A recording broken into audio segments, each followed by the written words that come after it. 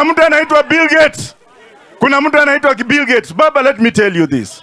Yeye amekuja kufanya biashara na Ruto.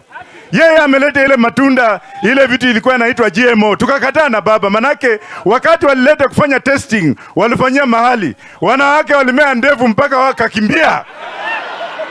Alafu ya pili wakamea hata namna hiyo. Sasa ile kitu Ruto amelete, ati siku hizi watakuwa wanaona mtu kwa ile kitu inaitwa iris.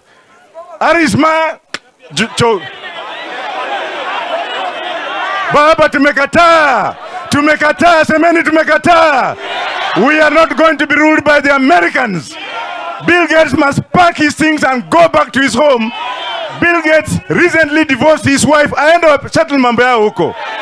Saa hizi wanasema kwamba vijana wakitoka shule saa hizi labda wamepanda bangi ndio wajitegemee, utaenda kuchukua 1,000 ndio uchukue ID card. ID card marmeru.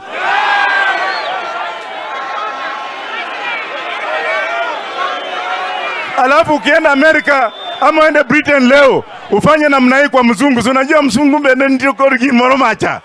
Kisa inyamo nyar mzungu timia each. Wewe mtoto ukizaa atunalipa 1.5 million ndio wewe Kenyan citizen. Is that what you want in this country? Sameni tumekataa mambo ya Ruto. Vile baba alinituma nikakataza Gachagua nikamwambia nichiet Meru.